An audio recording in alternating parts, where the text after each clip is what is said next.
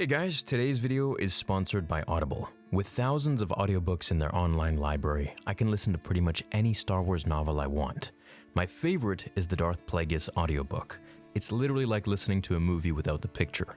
Hearing the sound effects and Star Wars music is something you can't get from reading, and that's how all of the Star Wars audiobooks are. They're pretty sweet.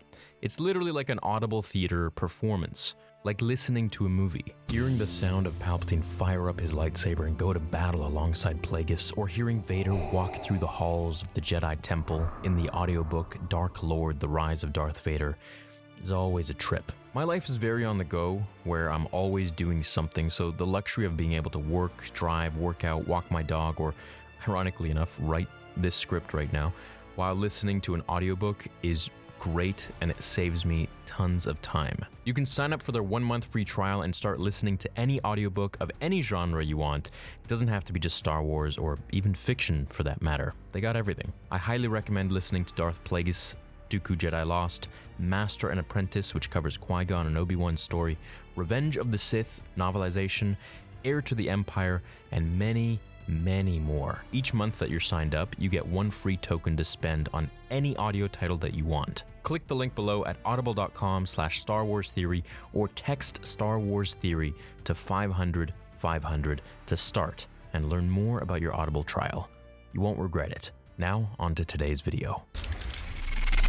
We would be honored if you would join us.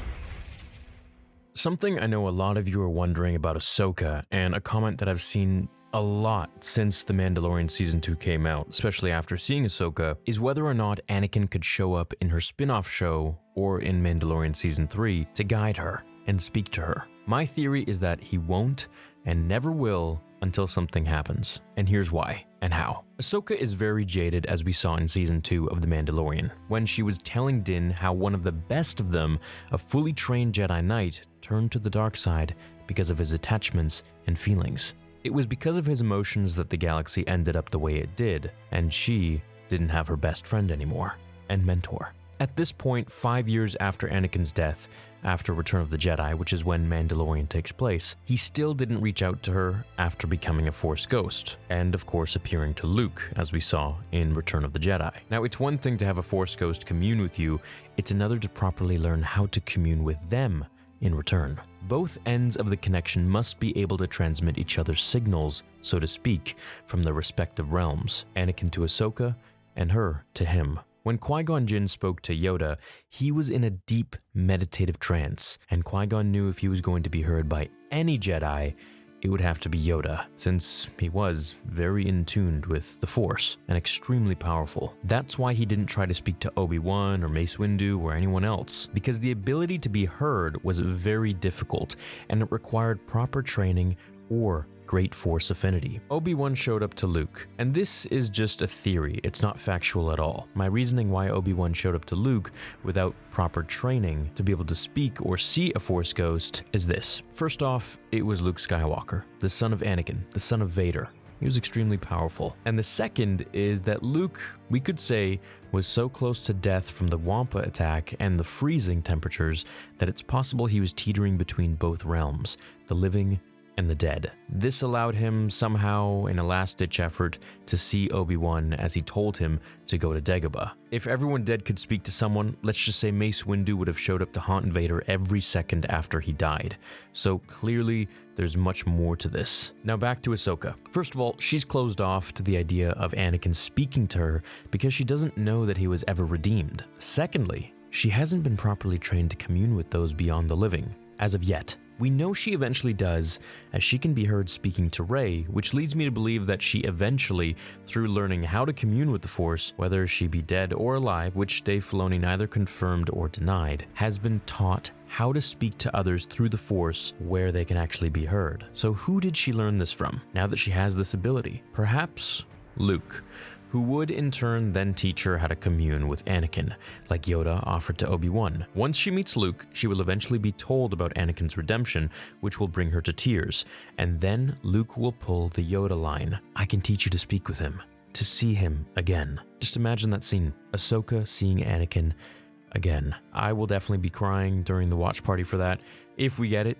and I know a lot of you guys will too, and girls. Until she learns about Anakin's redemption, she will be closed off to the possibility of his soul as Anakin Skywalker, not Vader, speaking to her. And once she learns, then perhaps she will learn from him all about the Force, and not just the light side. Things she never knew now that Anakin has been to both sides for decades and learned as much as he could firsthand. Anakin's story has really only just begun in Star Wars, and I'm going to make a video solely on this to expand more on it. But I'm going to say, if they really use his story how I'm envisioning right now, I think he could be the biggest teacher to so many Jedi. Imagine Luke opens his Jedi temple and he's instructing Luke on the different aspects of the light and the dark sides of the Force, or just the Force in general as it's known to be, and teaches his son that he can teach his students and pass on this knowledge that the Force shouldn't be divided in light and dark, but rather it should just be used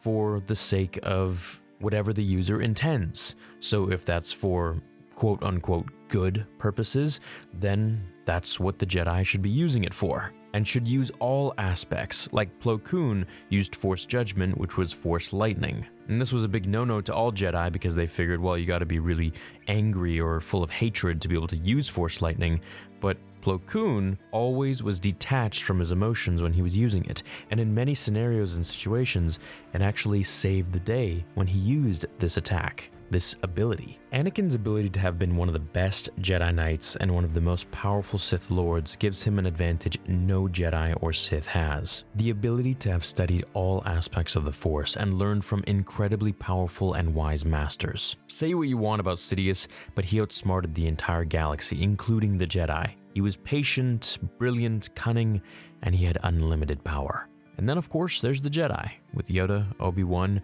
and everyone else that Anakin learned from. And let's not forget the father and the entire Mortis arc. Once Ahsoka speaks with Luke, she will then be open to speaking to Anakin, and he will hopefully teach her. But until their paths cross, which I believe they will, I don't think Anakin will speak to her. Not that he doesn't want to, but also perhaps he can't because she's not receptive or open to it. Let me know what you think about this theory. I hope that they do meet. I think that would be it would just be so amazing, especially if we get some flashbacks as well in the Clone Wars with Hayden Christensen and Rosario Dawson together. I think that's something that a lot of fans really want to see, and I would be totally down if they even went back and made a lot of the Clone Wars episodes just live action. There's an untapped resource there, an untapped amount of stories that we haven't explored that I really would love to see, including more adventures with Anakin and Obi-Wan, including that business on Cater Nemoidia, which I've made a video all about. Hope you guys enjoyed this video. Leave a like if you did, and I will see you in the next episode